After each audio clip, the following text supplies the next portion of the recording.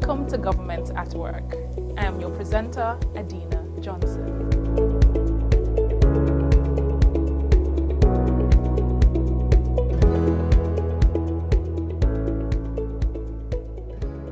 In the headlines, local COVID testing available on Montserrat, and submarine fiber cable successfully connected. These and other stories after this message.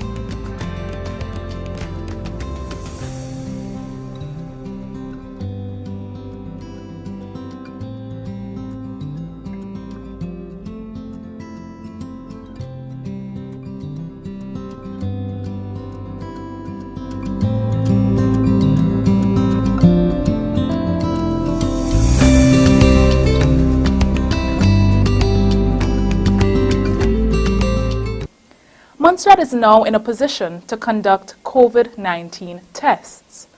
On July 23rd, the Glendon Hospital Laboratory introduced COVID-19 testing as one of the services they provide. The journey to this point was explained by Senior Medical Technologist Kimona Daniel Bourne. The ministry had to undergo procurement of the analyzers, the equipment and supplies to facilitate the testing for COVID-19. Now, this procurement was supported by the Crown agents as well as Public Health England. After the procurement was completed, we would have had to undergo a series of training, and the training expanded from use of the machine to the installation of the machine. We also had to do training on how to conduct the actual tests.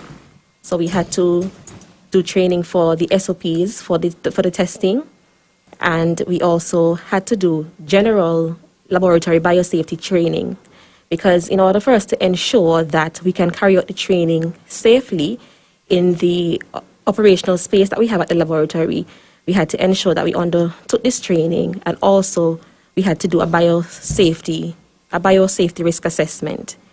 So that's procurement, then training. After the training and the biosafety risk assessment was completed, we then had to move forward with the verification of the testing. And what the verification does is basically to ensure that the machine is working as it's supposed to. So we would have received control materials and we would have run those.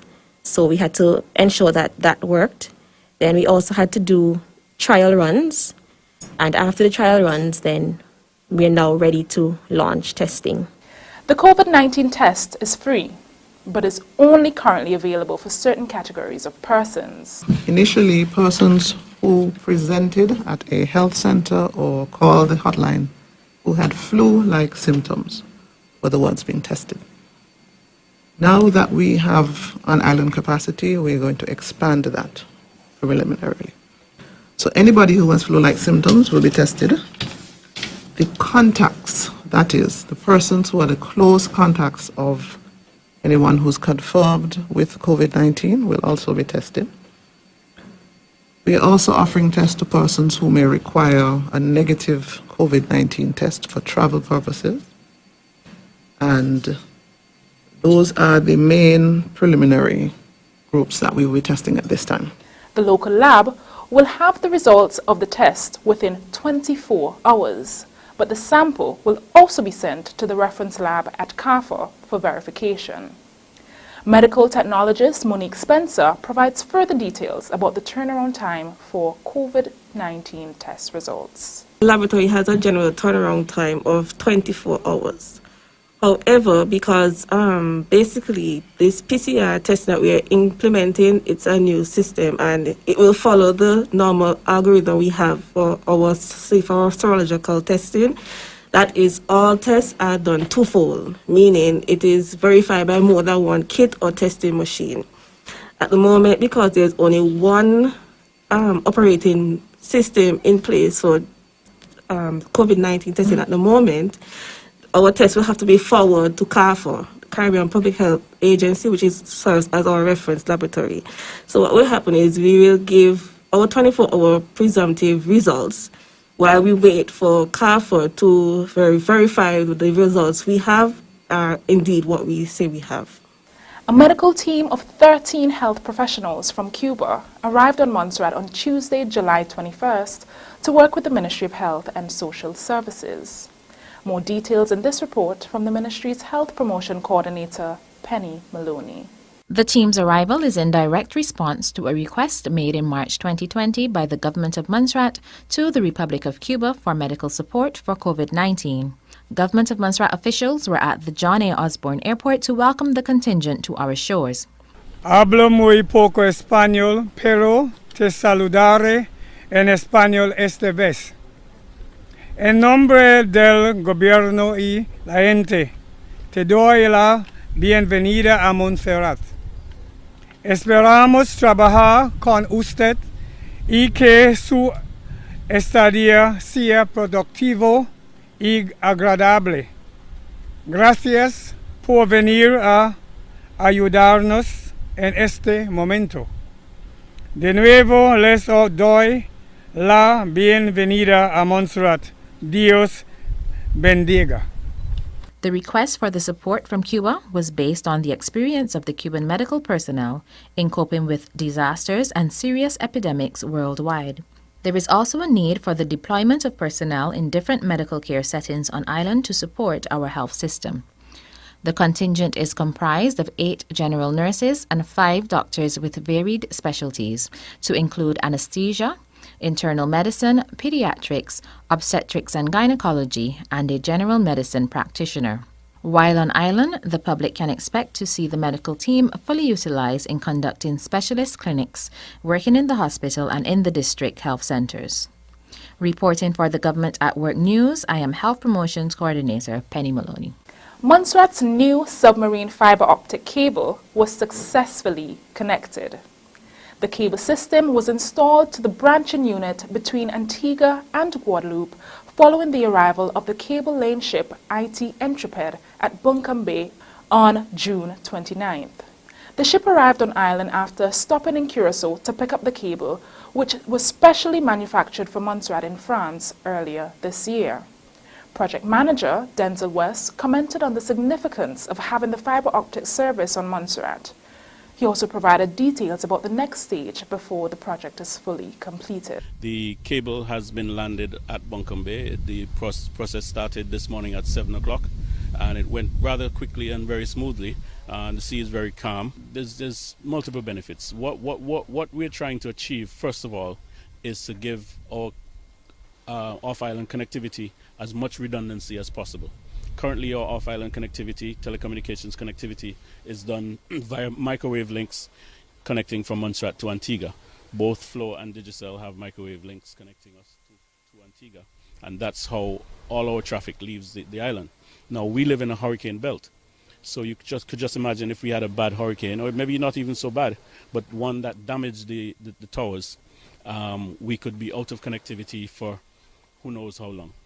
So we're trying to solve that problem by putting the infrastructure underground and under the sea so that we eliminate that particular problem. That we will now have exponential broadband capacity with the fiber optic cable. So once we have that, the opportunities are endless. So we'll have opportunities for distance learning, for telemedicine, and for increased telecommunications businesses, different types of telecommunications businesses which rely on high bandwidth and reliable bandwidth. So this is a problem that we're solving with the implementation of this project? Well, I know that's one of the most important questions that the public, general public in Montserrat has been asking. You know, they've been hearing about this subsea fiber project and they're wondering what it will do. What are the changes that will come for the consumer? For the consumer, I'm afraid that aspect has to be left to the telecom providers in Montserrat. The telecom providers who already have a franchise in Montserrat, that is Flow and Digicel, they will have to decide how they're going to deliver their services better and deliver additional services, more advanced services that the customers are crying out for a while now. Some of the services they could not deliver because of the off-island capacity, but now they have no excuse. I'm sending out the challenge to them, both Digicel and Flow. You now have no excuse because the off-island capacity is as much as they want it to be, really. The capacity of the cable is rated at, it can go up to 8 terabits of data. We're only lighting the cable to 100 gigabits at the moment. So you just do the math there and see that whatever the telcos want to do, they can do going forward. The project remains on track to be ready for service at the end of August. Stay with us for more government stories after this message. Hello, I am Public Health Nurse Alex Aki. And I am Joan Moinadine, Public Health Nurse. And today we will be showing you how to correctly wear cloth face coverings. COVID-19 spreads mainly from person to person through respiratory droplets produced when an infected person coughs, sneezes, or talks. These droplets can land in the mouths or noses of people who are nearby or can be inhaled into the lungs. Face coverings protect others from your droplets, but you must know how to correctly use them for maximum benefit. Today we will demonstrate how to use a face covering with loops and ties and how to make a face covering from a bandana. We will begin with a simple homemade face covering or mask with loops. No matter what type of face covering you choose, begin by washing or sanitizing your hands for 20 seconds. Since you will be touching your face, you want to make sure you are not spreading germs when you are putting on the covering. Next, place the mask over your nose and mouth and secure it under the chin. Then simply loop the straps over your ears. Make sure it fits snugly and that you can breathe easily and freely. If your face covering has ties, first place over your nose and mouth, then secure the upper ties behind the head in a bow, then follow with the lower ties. This order of tying allows the mask to fit snugly on the face. Once again, make sure your breathing is unobstructed. I will now demonstrate how to use a bandana as a face covering. This can be done in 2 ways.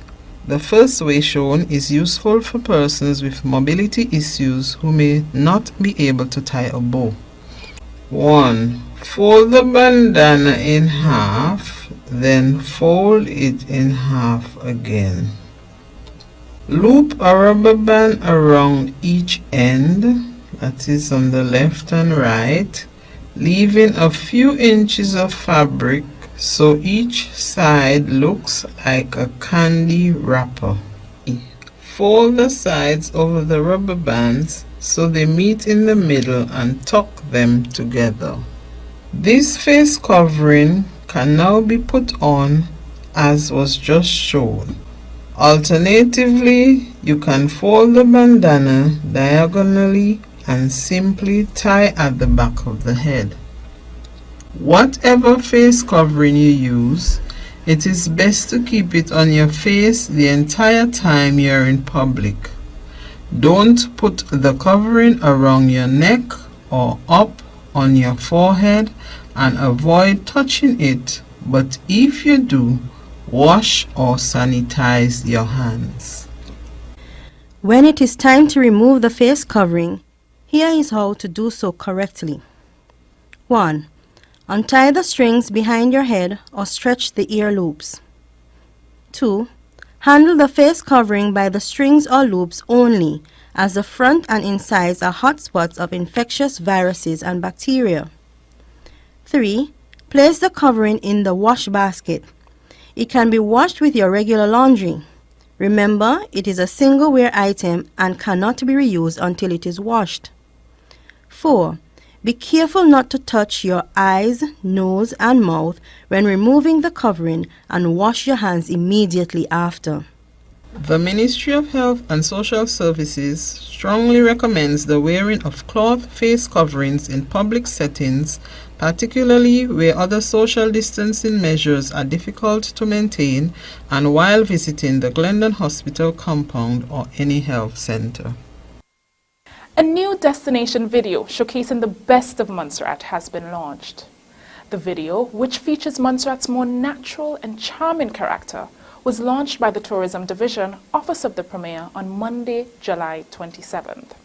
The video includes sweeping shots of the landscape showing rich green areas, mountain views, hiking trails, sunsets, underwater adventures, and the Caribbean Sea, all being enjoyed by locals and visitors. Director of Tourism, Warren Solomon, said, "We wanted the video to appeal to the viewer's yearning to travel to places that highlight peace, tranquility, and beauty and friendliness." He further stated, "The world is not in a good place right now, but there are some shining lights, particularly in the Caribbean, where visitors can feel at ease and not have to deal with crowds and the fast-paced lifestyle. Montserrat is certainly one of those places." The video was produced by local graphic design and media agency, Hypnotic Montserrat. A public transportation survey was conducted by the Energy Unit in the Ministry of Communications, Works, Energy and Labour as part of the electric vehicle pilot project. Polly Reiner has been following this story. In August 2019, the Ministry of Communications, Works, Energy and Labour, MCWEL, unveiled the island's very first electric vehicle. In support of efforts to encourage these environmentally friendly electric vehicles, the government of Montserrat had placed a 5-year waiver on the custom duties and consumption tax on all 100% electric vehicles imported until 2024. Hybrid vehicles are exempted from customs duties only for 2 years.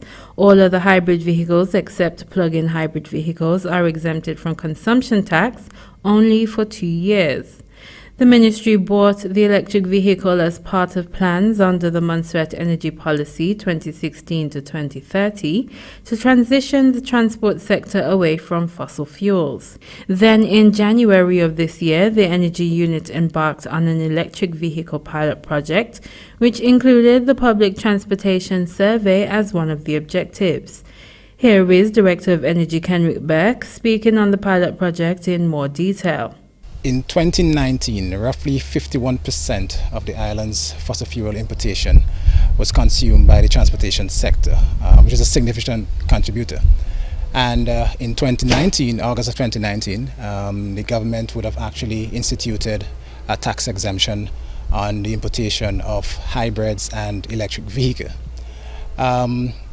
With that particular exemption, 100% electric vehicles are exempted from the duties and consumption tax, while if it's a plug-in hybrid or electric hybrid vehicle, you're exempted from the duties, and then if it's other hybrid vehicles, you're exempted from the consumption tax. Persons can save significantly in the initial cost. Besides the initial cost, you have savings as in terms of the maintenance cost and also savings in terms of the operating costs. What we've recognized is that a lot of persons view an electric car to be a lot different than the ICV. So what we'd have done, we'd have embarked on a pilot project to kind of uncover some of this information, to see what users of an electric car thinks of it in comparing to ICV. Osman Kati, Energy Officer at MCWEL, spoke on the public transportation survey and the information the department was able to gain from this survey. In terms of the pilot project, what we're aiming to do is, as Mr. Burke pointed out, 50% of fossil fuels imported to the country goes to transportation. What we're aiming to do with the pilot project is help reduce the amount that is spent on fossil fuels and make the transportation sector more energy efficient. So in the project itself, what we're looking at is a cost-effective analysis between an electric vehicle and an internal combustion vehicle. We've done this analysis, and what we did was we did a loop from the A&F gas station to the Montserrat Secondary School and back. We had both vehicles of similar engine size and weight, and we drove them simultaneously with the EV at full charge and the internal combustion vehicle at full fuel capacity. So from this study, what we got is that it is cheaper to drive your EV than it is to drive your internal combustion vehicle. It is actually, it's 40 cents per kilometer for your internal combustion vehicle, whereas for your electric vehicle, it is 25% per kilometer, which is almost half. So you'll be saving almost half the money that you would normally spend to fill up fuel. For GIU's Government at Work News, I am Paulie Sarina. Positive discipline methods when dealing with children are being promoted on Montserrat by the Ministry of Education. During the month of July, the ministry launched a media campaign to encourage the adoption of positive discipline techniques. The campaign was launched virtually and included representation by several senior members of the UNICEF office, Ministry of Education counterparts from Antigua and Barbuda, a representative from the Montserrat Governor's Office, officials from the Ministry of Education, and members of the media. Director of Education, Dr. Gregory Julius, said, based on research, successful behavioral shifts can be achieved if staff, pupils, and parents are all involved in the process. Representative from the UNICEF Office for the Eastern Caribbean, Alois Camaragier, shared his thoughts on how Montserrat can speed up the process to implementing positive discipline in all settings. So to accelerate Montserrat's progress towards a society whereby positive discipline is used in all settings, public and private, parents, caregivers, teachers, and all key stakeholders need to be exposed to the alternatives to discipline you are promoting. Everyone has a role, ladies and gentlemen, everyone, all of us, we have a role to play in creating the necessary positive environment for children to learn effectively and thrive.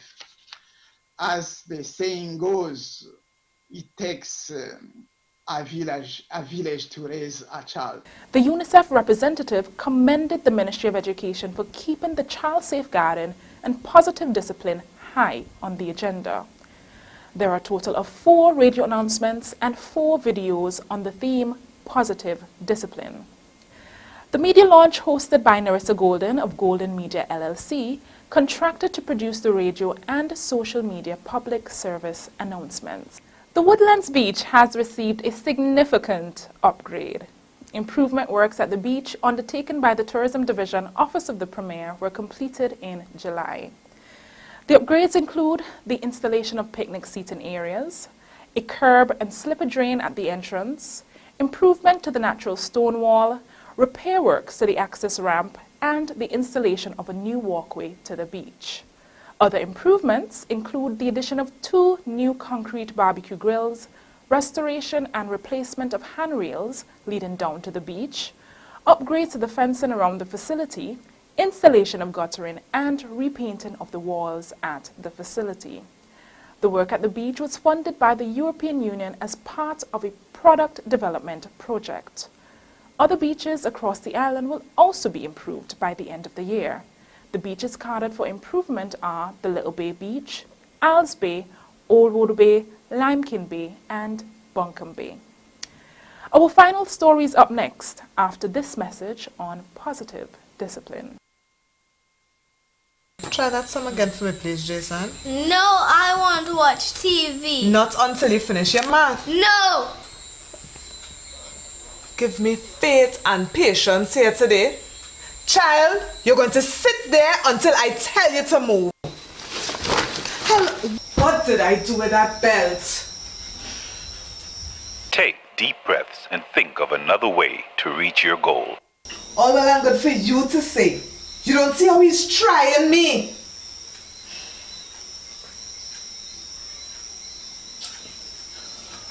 Okay. Take deep breaths. Think of another way to reach your goal.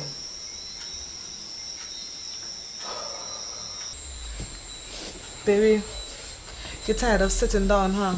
Yes, can we finish work tomorrow? No, because we have more schoolwork to do tomorrow. Here's what.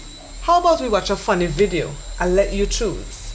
Then we go right back to finishing off the work. If you finish before bedtime, I'll let you watch some more videos until it's time to say goodnight. Deal. Deal. I'll get the hang of this positive discipline thing. You can positively discipline your child without the use of beatings or harsh words. This message is brought to you by the Ministry of Education, UNICEF, this station, and funded by UK Aid. Saturday, July 18th, 2020 was the 25th anniversary of the onset of volcanic activity on Montserrat. The Soufriere Hills volcano erupted on Tuesday, July 25th, 1995. To recognize the significance of the day and to allow for reflection, a week of activities was conducted from July 13th to 18th. Activities included daily panel discussions on the Soufriere Hills volcano by the Montserrat Volcano Observatory, a service of prayer and thanksgiving in collaboration with the Montserrat Christian Council, videos highlighting the onset of volcanic activity, the relocation and the rebuilding in the north were also broadcast as part of the activities. Premier Farrell's message to the nation acknowledged the struggles of the past, but instilled a sense of hope and inspiration. In July 1995, the Soufriere Hills volcano erupted. In June 1997, major volcanic eruption killed 19 persons, flattening our villages, forests, and agricultural lands. In December of 1997, a series of devastating volcanic eruptions rendered almost two-thirds of our beloved island uninhabitable. In 2003, further significant eruptions destroyed additional lands and agricultural infrastructure. The Emerald Isle of the Caribbean, picture perfect and evergreen, well known for our natural beauty. Its physical landscape battered in places but not obliterated. It is God who spared our lives and spared Montserrat, and for this we are eternally grateful. 25 years and we are still here. To God be the glory. Messages were also delivered by His Excellency the Governor Andrew Pace and the Director of the MVO, Dr. Graham Ryan. Thank you for tuning in to Government at Work. Join us on the first Monday of next month for our next government news package. I am Adina Johnson on behalf of the GIU Government at Work production team, thanking you for watching.